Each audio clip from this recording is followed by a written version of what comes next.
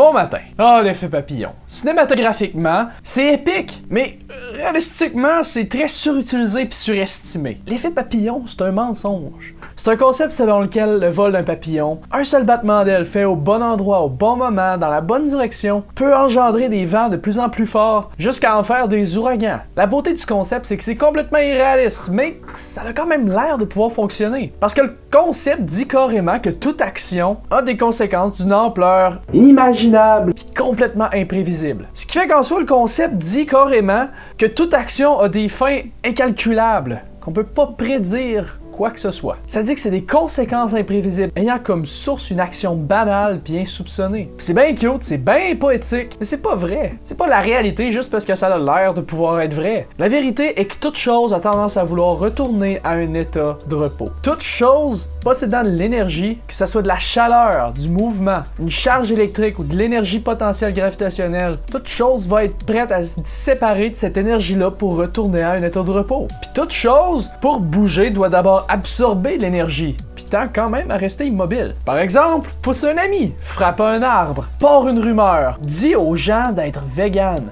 Ou dit aux gens que pour leur santé, c'est mieux de moins consommer, puis de fumer moins, puis d'arrêter la drogue, de moins boire. Y a rien de tout ça qui va changer tout seul. Y a rien de tout ça qui va se bouger tout seul. Ça va pas créer de réaction en chaîne, la plupart du temps. Y a pas d'effet papillon qui va tuer tout le monde, ou qui va régler tous les problèmes de l'univers, ou sauver la planète. Parce que l'effet papillon, c'est un mensonge. L'effet papillon, c'est un petit peu comme l'effet domino. Sauf que tu sais pas quelle pièce qui a commencé la chaîne, tu sais pas quelle pièce qui va terminer la chaîne, pis t'as aucune idée de par où c'est passé pour te rendre du point A au point B. Aussi bien dire, j'ai frappé un arbre, pis mon voisin m'a vu faire, fait que s'est mis à jouer Ouija avec sa grand-mère morte. Juste pour lui dire que j'avais les cheveux longs. Pis comme sa grand-mère morte était en train de jouer Ouija avec lui, pis qu'il était pas en Suède, en train de jouer Ouija avec le doute qui voulait savoir les chiffres de la loterie, ben c'est pas lui qui a gagné, pis c'est quelqu'un d'autre qui a gagné la loterie, pis cette personne-là a choisi de s'acheter un yacht, un esti de gros bateau pour aller faire le tour du monde. Fait que là, il est passé à Québec pour voir tout le monde qu'il connaissait, mais je l'ai vu, le bateau sur le fleuve. Mais comme je le savais pas que c'est à cause que j'ai punché un arbre qui a gagné à la loterie, je suis pas allé le voir. Fait qu'à cause de l'effet papillon, je suis encore pauvre. Ça a aucun sens. Mais selon l'effet papillon, ça marche.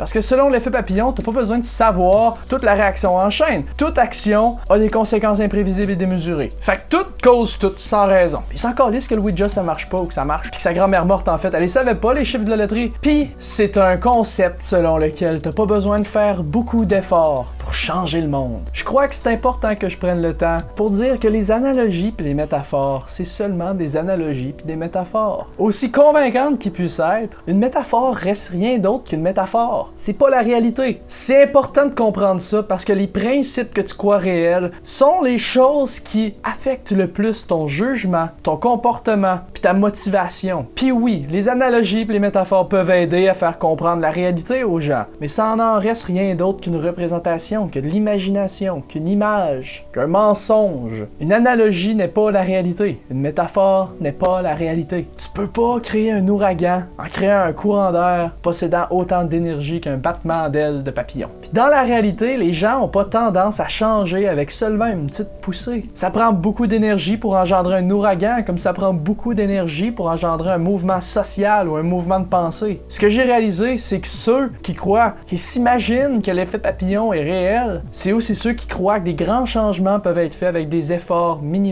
C'est ceux qui croient que tu peux changer le monde sans faire d'efforts. Puis c'est aussi ceux qui vont essayer de changer le monde en faisant un minimum d'efforts, puis qui vont être déçus.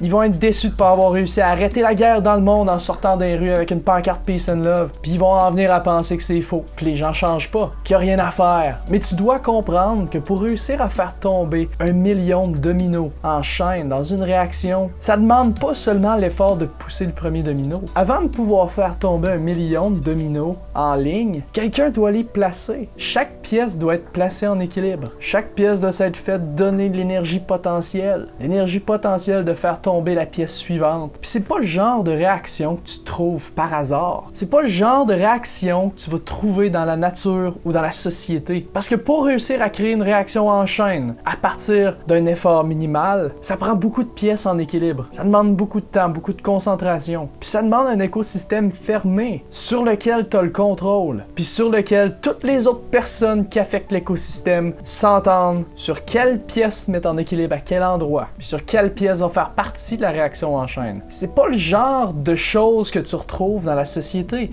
Comme pour renverser un gouvernement ou une dictature, tu dois avoir des gens qui y ont travaillé pendant des dizaines d'années, qui vont avoir réfléchi pendant des décennies à comment faire pour renverser leur gouvernement. Ils trouveront pas d'option facile, il y en a pas. Il y a pas de réaction en chaîne de déjà installée. Puis la réalité, c'est que les gens sont pas mous, ils sont pas naïfs non plus. Puis même ceux qui sont naïfs ont tendance à rester inactifs. Puis prends par exemple le mouvement vegan. Ça prend du temps puis des efforts pour faire comprendre à une personne que la consommation de viande est immorale, que tuer est immoral, puis que ça s'arrête pas seulement aux humains, aux chiens puis aux chats. Ça prend du temps puis de l'énergie leur faire comprendre pourquoi ils devraient arrêter, puis qu'ils peuvent arrêter. C'est faisable. Ça prend du temps et des efforts parce que les gens ont pas tendance à changer. Puis même si tu les pousses dans une direction, ils ont tendance à revenir à la position d'origine. Mais ceux qui deviennent véganes, qui arrêtent de consommer de la viande, ils vont devoir faire autant d'efforts que la personne qui les a convaincus pour convaincre quelqu'un d'autre. Ça va lui demander autant d'efforts pour faire comprendre aux autres ce qu'il a compris. Chaque personne à changer demande autant d'efforts. Dans les films, l'effet papillon ferait en sorte que tout le monde serait vegan dès demain. Parce que tout petit effort change le monde. Parce que tout petit effort change la première personne, puis toutes les personnes qui suivent vont changer avec un effort minimal aussi. Mais c'est pas la réalité. Dans la réalité, on doit se battre pour nos valeurs, on doit se lever pour nos droits, puis pour le droit des autres. On doit faire des efforts pour changer, puis on doit faire encore plus d'efforts pour changer les autres. Puis c'est important de comprendre ça, parce que les principes que tu crois être la réalité sont ce qui affecte le plus ton comportement, ton jugement, puis ta motivation. C'est ce qui affecte ta volonté à changer, à faire des efforts, puis à aider les autres, à enseigner aux autres. Parce que la réalité se définit pas par des analogies ou des métaphores. Ça, c'est juste des images. C'est des illusions. La réalité, c'est qu'on n'est pas dans un film, pas dans un livre. La réalité, c'est que chacun d'entre nous a des efforts à faire, puis une quantité astronomique d'efforts à faire. On doit se battre pour nos propres droits, puis pour le droit des autres, on doit se battre pour ceux qui peuvent pas se battre pour eux-mêmes. On doit se battre pour nos droits, pour le respect. Fais des efforts pour tous ceux qui peuvent pas en faire, puis pour tous ceux qui comprennent pas encore l'intérêt. C'est tout pour aujourd'hui. J'espère que vous avez aimé mon vidéo. Si c'est le cas, appuyez sur le bouton j'aime, partagez-le, puis on se revoit dans un prochain vidéo. Passe une bonne journée, passe une bonne semaine, puis à la prochaine. Bye!